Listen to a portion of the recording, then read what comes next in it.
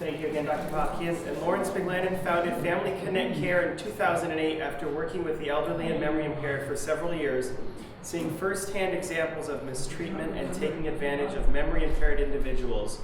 She saw the need for enhanced care management services and to assure the dignities of those who suffer from a variety of cognitive impairments. Thank you. Thank you, Sammy. Thank you, Dr. Jane.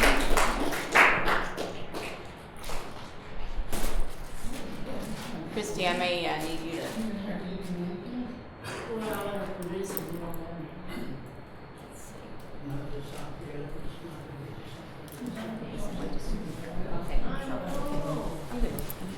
Okay. Oh, where'd it go?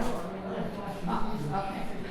All right. Hello, everyone. Happy holidays. Thank you for coming to hear Dr. Jane and myself this morning. I have a short PowerPoint presentation, and I call it Dashing Through Dementia, because we're now in full swing of the holidays, right?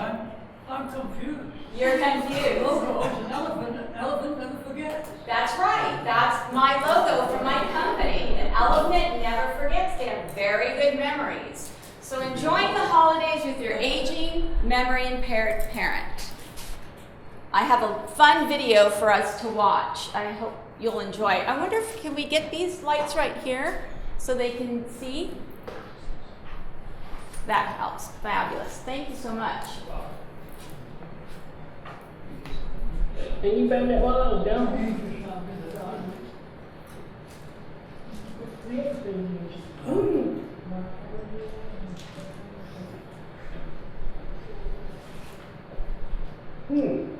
And you gonna wear that Christmas?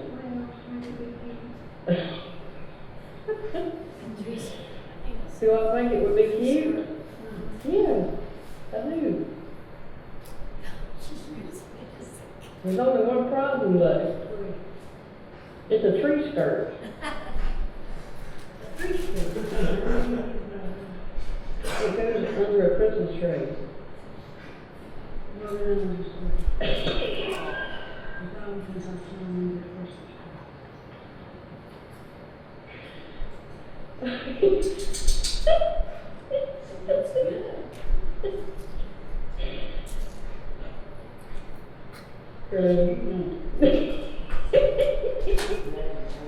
Okay. So, tree skirt or cape, right? Oh, we can leave them on. So, here, this is her grandmother. She has a memory impairment, and she thought that the tree skirt that goes under the Christmas tree was a cape. Now, what her granddaughter did was, as Dr. Jane said in her talk, she validated her grandmother. She didn't get upset at her grandmother that she was wearing the tree skirt as a cape. She didn't make fun of her. They had a moment of joy. That's what happened here between the granddaughter and the grandmother. And that's what I'm going to talk about today, is finding joy during the holidays. So, dashing holiday stress when caring for someone with dementia.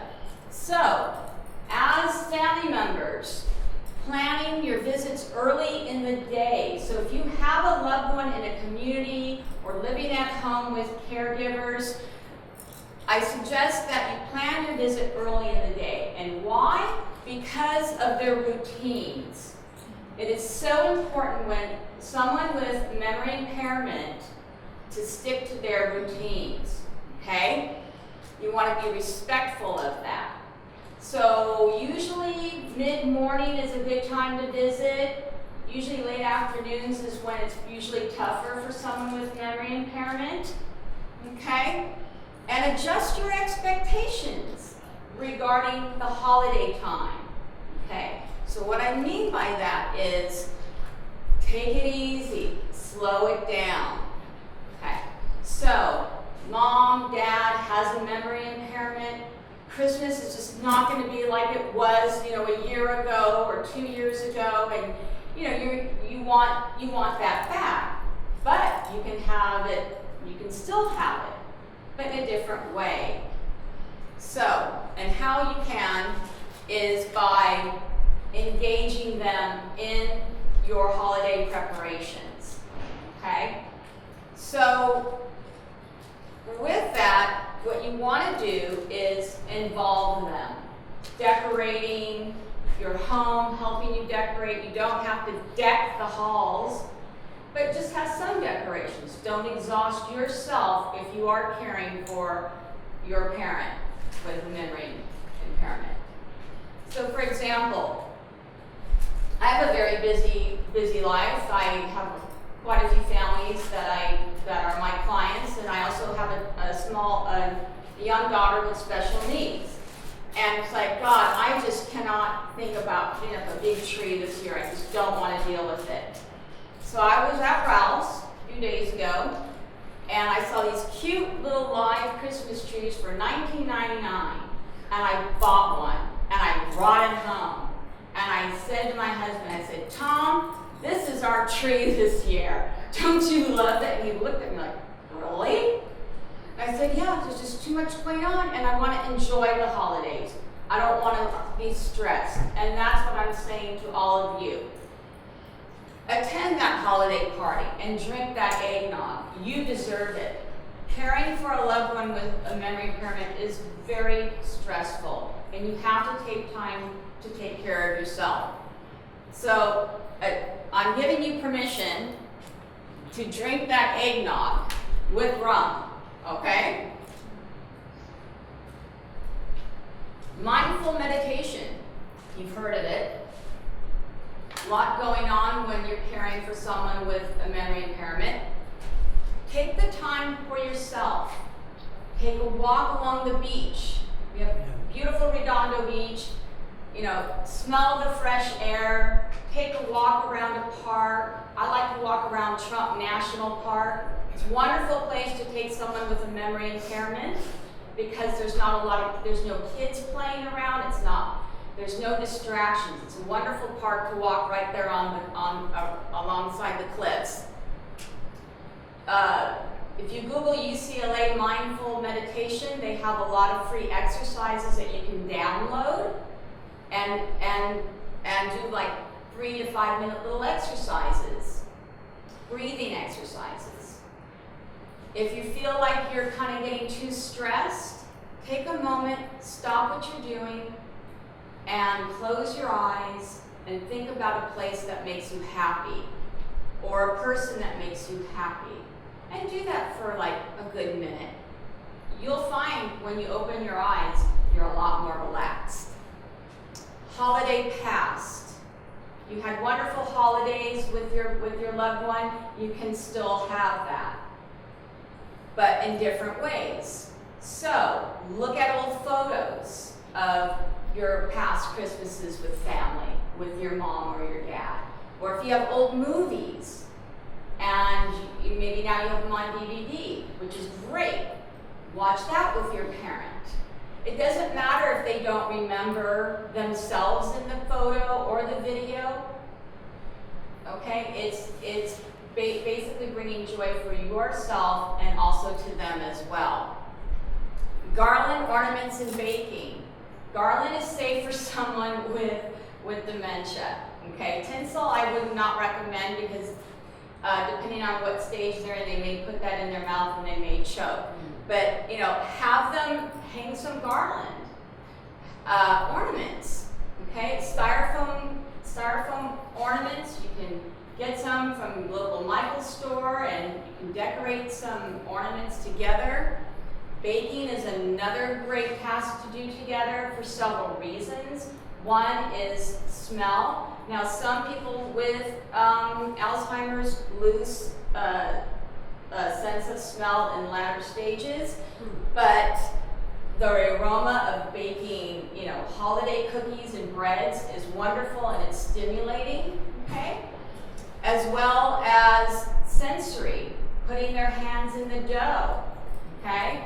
And just doing a task together, and you're feeling good that you are celebrating the preparation of the holidays with your loved one. And here's one tip. Peppermint, right? Peppermint is huge right now. Well, did you know that's also very stimulating for the brain?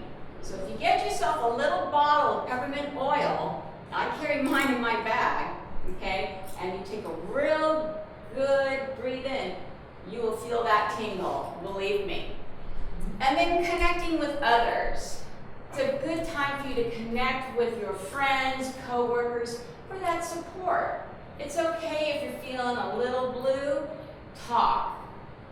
Okay, talk with a friend, talk with a neighbor, even someone, a store merchant that maybe you see on a regular basis that you have connected with. It's okay to share.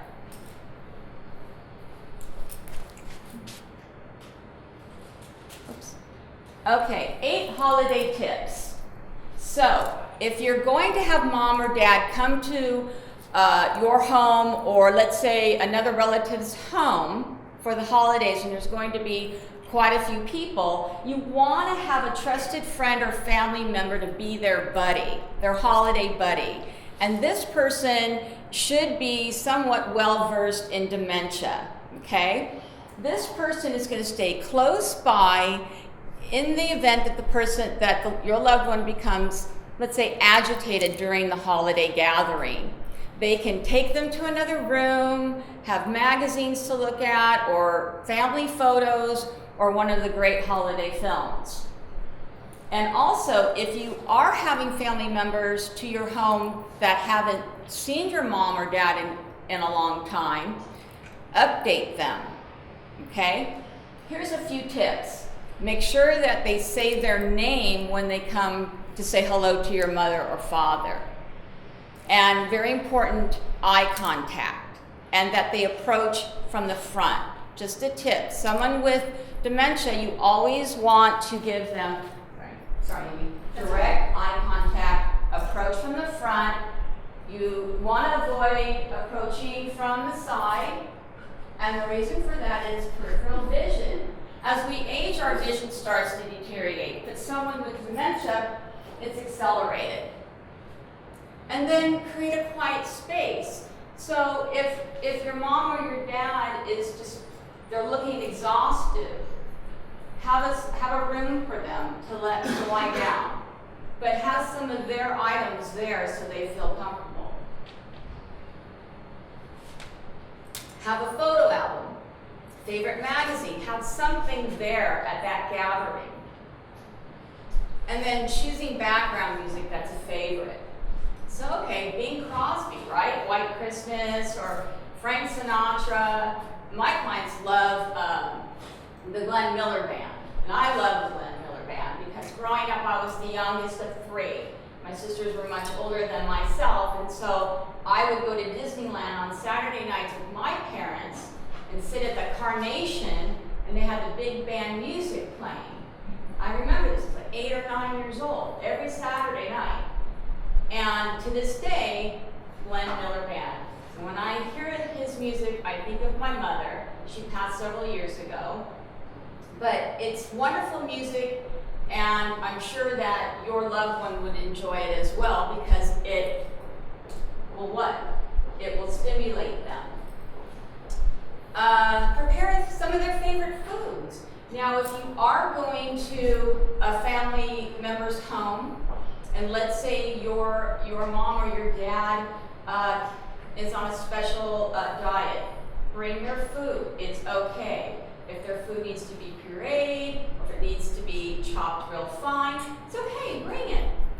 You want your mom, your dad, your loved one to be comfortable, and never correct. What I always say to my families is, never argue with someone who has dementia because you will never win. Okay?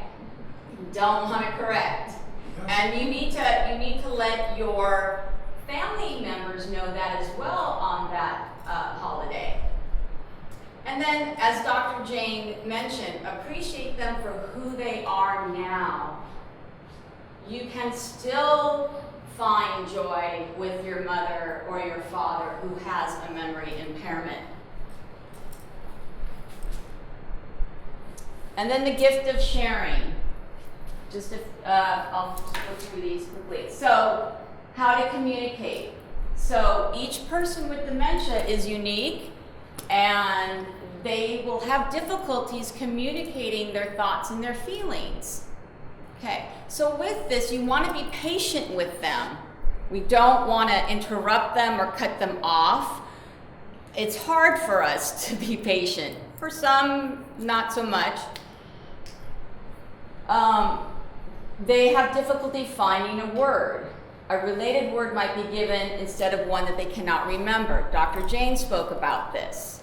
Okay? So when they can't find that word, you don't want to give them that word, even though you know it.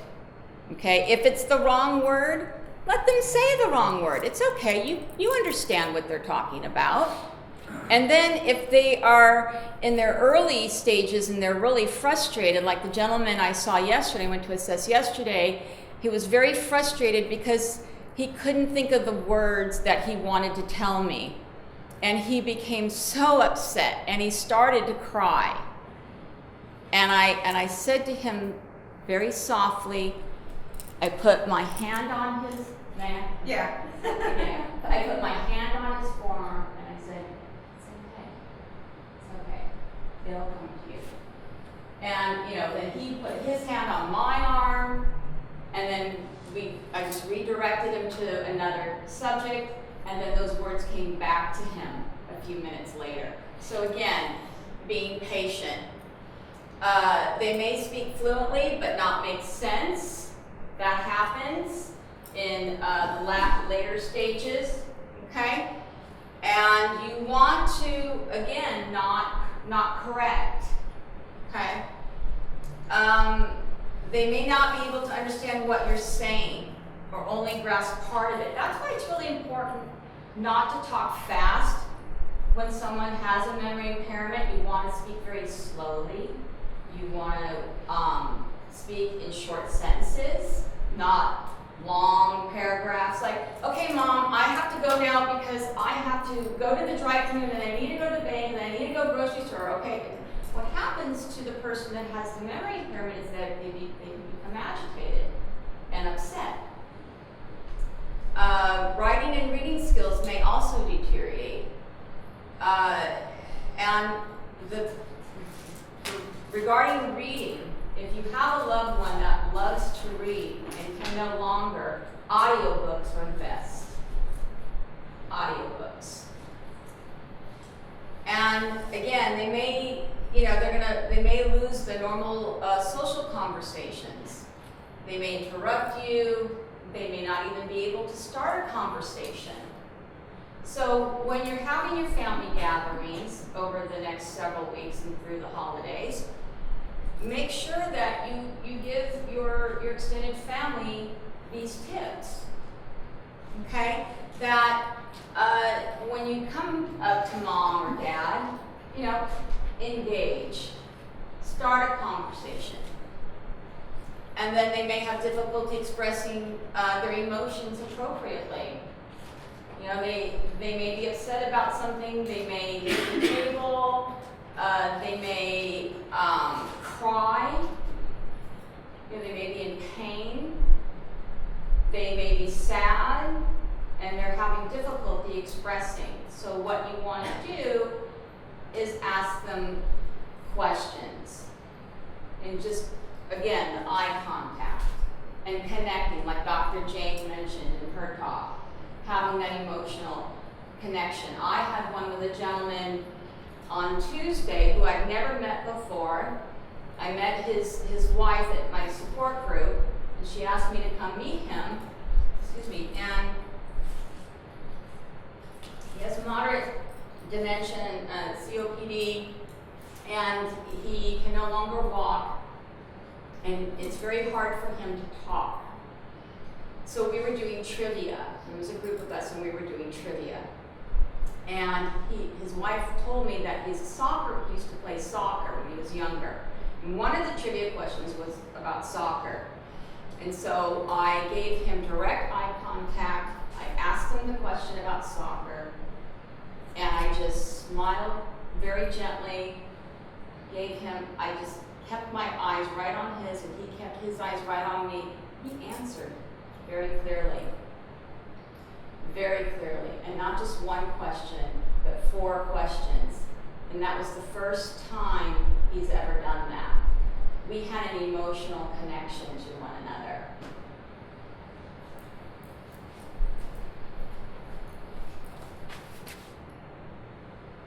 Okay, the 3 French hens. So, communication in 3 parts: body language, tone and pitch of our voice, and the words that we use. So, body language, again, you don't want to have your arms folded when you're talking to someone who has a memory impairment.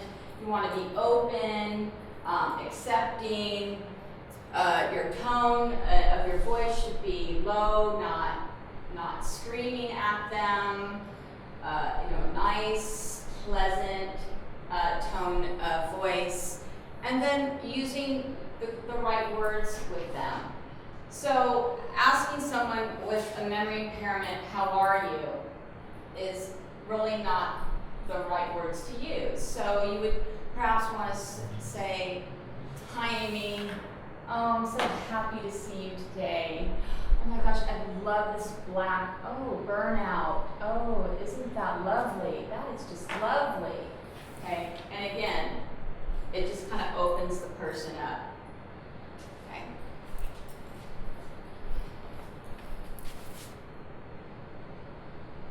And then if you are visiting mom and dad and you haven't seen them for months, these are just some of the early warning signs. Weight loss. Okay, their balance. How are they walking? Are they, is mom doing this throughout the house, trying to get from one room to the next? Okay, because she's afraid to fall. Their emotional well-being. Are they sad? Are they depressed? Are they withdrawn? Do they become quiet all of a sudden? And then their environment. What does the home look like? Is it clean?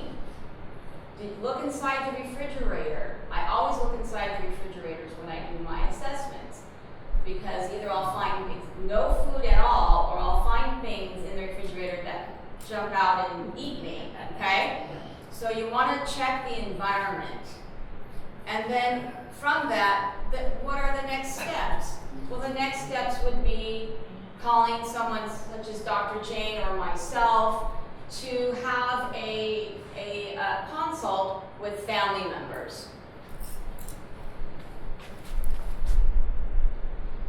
And then the last slide, toast to the holidays. I'm sure you've heard in the news how champagne can help with memory.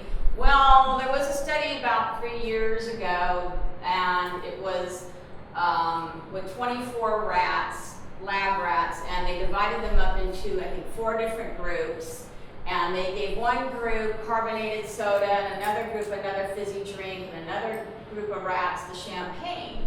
And then they had them, all the rats, do a little exercise in the maze to reach their treat.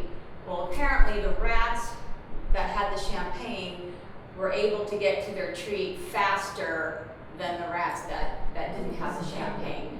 But there is no scientific study that champagne can improve your memory. All it can do is make you feel really good for a few hours or give you a really bad hangover.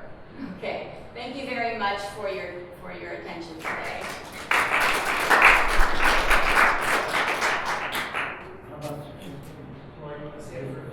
Sure, if they have any. Any questions? Yeah. Yes. Well, to me, this presentation is more about somebody, like a father and mother. Mm-hmm. But the way I take it, I'm putting myself on how my children, because I'm the oldest. Why am I, I'm expected, I don't want to have dementia. Mm-hmm. And like I said, I've been just like you say about how you should treat your parents. Now I find myself, I put myself to the one that has the dementia or I'm getting to it. And they don't have time for, everybody, even the grandchildren. It's not like it used to be 10 years ago. Everybody's texting. They're all on their They're iPhones. doing it, yeah. And they think, Mama, because, you know, I'm demanding, you know, and they think that's part of me. Oh, you're getting dementia, you're getting this, you know, but I'm not. I don't Have think them call I'm- me. I'll tell them. Caveat to that. I'm sorry? There's one caveat to what you say, What is that? which is every year to try and get a bigger tree. Ah. One of the celebrations is, we give Yolanda the ornament to put on the top of Cassia, and $250,000 insurance for accidental death. No, Oh my no, goodness. no, no, no, Oh, no, wow. No, my grandchildren are very important to me. I have Of 8 course. grandchildren, Oh, wow. 5 great-grand, and they're, you know, grandma was always around when they were born. I never worked, I took care of them, Yeah. and now they're part of my family. You cannot understand that. You know, and like I said, Okay. everything, like now I have to go back home to Savannah, Georgia to be with my children or grandchildren, or they'll never forgive me. He doesn't understand that. We're gonna get a higher tree this year. No, and he thinks, you know, I'm too much of a thing, but that's, when my husband died 20 years ago, I'm the one that takes care of my big family, right? You're a good That's person. right. And he doesn't understand this. And I've I got dementia and I insist on it. told him, I said, when we decided to live together, 12 years now, I said, my family comes first. I never lied to him. They come to me first, you know, and now he doesn't like that. He complains that I don't, you know, but I told him that. I want to make sure the ladder's shaking. Yeah, that's good. Make sure that ladder doesn't shake. That's my opinion. No. All right. Thank you. Do you have, Oh, I'm sorry. do you have a copy of your notes, the tips that you shared I with can her? send it out. I would love, yeah, sure, please. Sure, absolutely. I put my email address on. Okay, cool. Great. That would be helpful. Sure. The part about your refrigerator really stuck out for us because her sister with dementia had expired stuff in there that was years. Yeah. It really was. Yeah. She had to clean it out. Mhm. I had to be careful. She got very upset when I got rid of stuff. Yeah. Yeah. But anyway. Very good. Thank you, Lauren. Thanks. Thank you, everyone, for coming today. And if we could give our speakers another round of applause for Dr. Jerry and Lauren. Thank you both. You know, Silverado started over 20 years ago with the mission and vision to change the way the world treats individuals with dementia. And a big portion of that is to go out and continue to educate our community and to destigmatize this disease for what it truly is, and that there is life with a dementia diagnosis. And our speakers today have definitely shared their wisdom, so thank you. Thank you. Thank you. And for thank having you us. all for coming today. There is food, and there's one more question. Is there Yes. any cure for it? Or something to slow it down? That's what I would, you know, in my age, I'm scared of it. Other than death. No, but I just wondered, if there's any, just like now, they advertise the seaweed, what do you call this? Eating carrots, and having plenty of marine. No. This thing that is good, there's a name for it, but I've forgotten. And, but anyway, is that good, doctor? At this point, there's no cure for dementia or the types of dementias, and so what we are looking at, and there's a lot of research out there for preventing dementia, and I know the word prevention is not a word that's often used in the medical industry, but there are significant studies out there that's saying that exercise, daily exercise, Yeah. 20 to 30 minutes of vigorous exercise can actually change the way that The our brain progress. works. The Right, progress of right. Getting, you know, worse. But like, I'm sure there's a lot of different kinds, like the doctor said. Like, I can remember when I was 4 years old. Ooh. And then I forget what the names of people that I meet, you know, I'm bad in names. Is there any problem about that? I'm bad in names. No, that's okay. Yeah. There are Is that younger normal? people, but there are younger people who are not good with names. So, like what Sammy said, exercise, diet, not eating processed foods, not smoking, not drinking a lot of alcohol. Mm-hmm. We dance a lot. I dance. Yeah, dancing is good. That's a How good much exercise. champagne have you had? That helps me to remember. Yeah. Well, thank you everyone Thank once you. again.